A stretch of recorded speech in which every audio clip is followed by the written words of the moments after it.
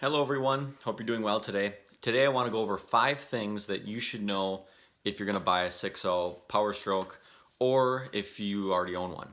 So I want to first start off by saying I'm in no way a 6.0 expert. I own one and I've worked on them, and I have learned a lot in the last year or two regarding these engines, but I'm not an expert. If you want somebody who works on them all day, go check out Powerstroke Help. Okay, he's very knowledgeable about these engines, and I watch Diesel Tech Ron for any like how-tos. When I'm actually working on them, how to placing injectors or diagnosis or whatever. But either one of them, Diesel Tech Ron, Powerstroke Help, much more knowledgeable than I am. Now, like I said, I've worked on them. I own one, and I've learned a lot about them. So I think I can put that all together, and I can give you guys some good factual advice about buying or maintaining one of these engines. So without further ado, my first piece of advice when buying a 6.0 Powerstroke is the late models are much better than the early models. So 2003, 2004, that's when you're going to have the most issues. The head gasket problem is the most notorious. Okay, every time you hear of a 6.0 Powerstroke, you hear about blown head gaskets, and really the late model ones, they don't really have that problem unless you have an EGR cooler failure, you overheat the engine, or you tune the engine. Other than that, a bone stock truck, you're really not going to have those head gasket problems like you would on the early models. Also with the early models, you have some additional problems with the high pressure oil pump, the IPR valve, the oil cooler screen, and these are things that they kind of glitches that they fixed once they got to the later model trucks. So my advice, just stay away from 2003, 2004, stick with 2005 through 2007. Granted, there are people out there who have 2003s and 04s and they treat them just fine, if you take good care of them. But me personally, I wouldn't buy an 03 or an 04 unless I planned on studying it and EGR delete. But regardless, the later model ones are a lot better. So my second piece of advice is, and this is something that most people wouldn't know or wouldn't realize, that's the oil filter and the oil filter cap.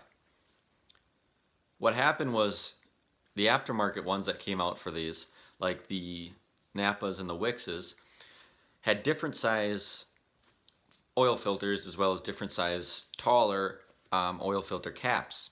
So the problem comes if you get a OEM Ford filter that's shorter with a taller aftermarket cap, you're not going to compress that drain tube and you're not going to get any oil flow lubricating the engine. Okay, anybody who knows engines knows that if you don't have oil flow to the engine, you're going to have catastrophic engine failure, and sure enough, you won't get probably 50 miles after an oil change if you put an OEM filter with a aftermarket cap. You'll have no oil lubricating the engine. So you want to make sure you just go ahead and put Ford Motorcraft OEM oil filter and Ford Motorcraft OEM oil filter cap. Just don't risk it. It's kind of strange that aftermarket companies can even get away with something like that, but that's the truth of the matter, and stick with OEM parts when it relates to the oil filter and the oil filter cap. So my third piece of advice for you guys is probably the most important, and if you follow this piece of advice and you own a late model truck, you're going to have little to no issues with this vehicle. Now that's the coolant, and you want to change the coolant regularly, because here's where the main problems for the late model, well, for all of them, but really the only big problem that the late models had, that's the EGR cooler failure. What happens is this engine has an oil cooler that sits in the valley. So in that oil cooler, obviously you have oil and you have coolant flowing through it to cool down the oil. The first place that coolant goes after the oil cooler is the EGR cooler. The EGR cooler takes your exhaust gas and it recirculates it into the engine to burn it up and help meet some of the emission standards that are required for that engine. A lot of engines have EGR, and these engines had an EGR cooler, so the coolant runs through the cooler, cools down the exhaust gas, so you don't have hot exhaust gas going into the engine. Problem comes is when you have old coolant, breaks down over time, in that oil cooler, it will clog, okay? Then you won't have sufficient coolant flow going to the EGR cooler. So take that insufficient coolant flow, couple that with an EGR cooler that probably wasn't well engineered to begin with, and what happens is that EGR cooler will get hot and it'll rupture, and you'll have coolant pouring into the exhaust. You get a lot of white smoke, and you'll get coolant pouring into the intake manifold. So this is one of the areas where if you're going to see blown head gaskets on the late model trucks, this is where one of the main reasons that causes that. So my advice, there's two ways. Obviously you can delete it, do an EGR delete, then there's no possibility of that problem. My advice is change the coolant regularly, okay?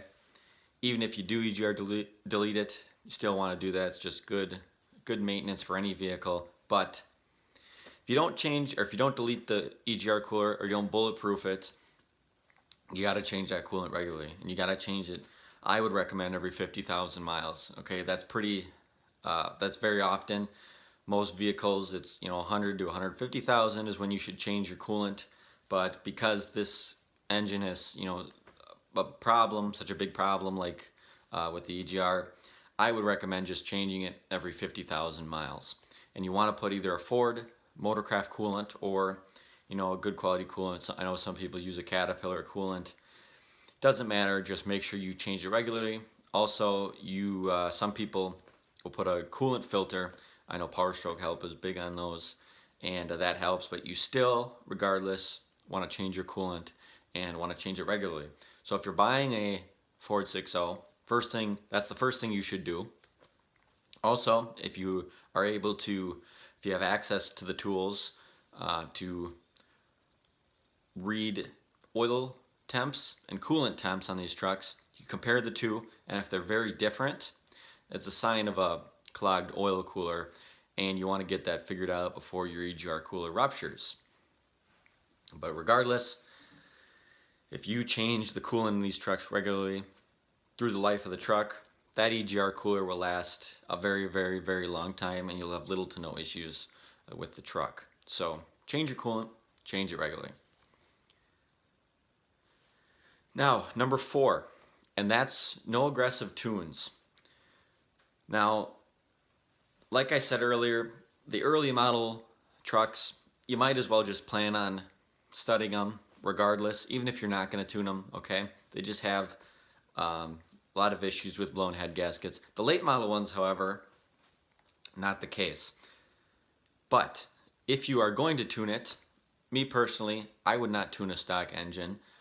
You can get away with small mild tunes like a 50 or an 80 horse for towing or whatever you're going to use it for. You can get away with those, but me personally, I'm not going to put a tuner on it unless I plan on putting head studs on it and deleting it, because these engines, just the way they were designed, the amount of horsepower they put out, that's it. Okay, there's not really room to increase that. Not like the 7.3, you could put another 100, 200 horsepower before you even have to think about putting head studs on it. Okay, these engines are very different. That's not the case with the 6.0 Powerstroke. So be careful when you're putting a tuner on there, and if you're gonna plan to tune the crap out of it, you should probably plan on putting studs in it. So now my fifth and final word of advice to you guys, if you're gonna buy a 6.0 Powerstroke, you own one, that is kind of a couple things clumped together, and it's pretty basic routine maintenance for most vehicles. That's change your oil filter, change your fuel filters. Notice how I said fuel filters, plural. There's 2 fuel filters on this truck. One on top of the engine in the bowl, and another one down by the fuel pump on the frame rail. Make sure you change them both, and change them in the specified interval. So I believe that's 10,000 miles for these trucks.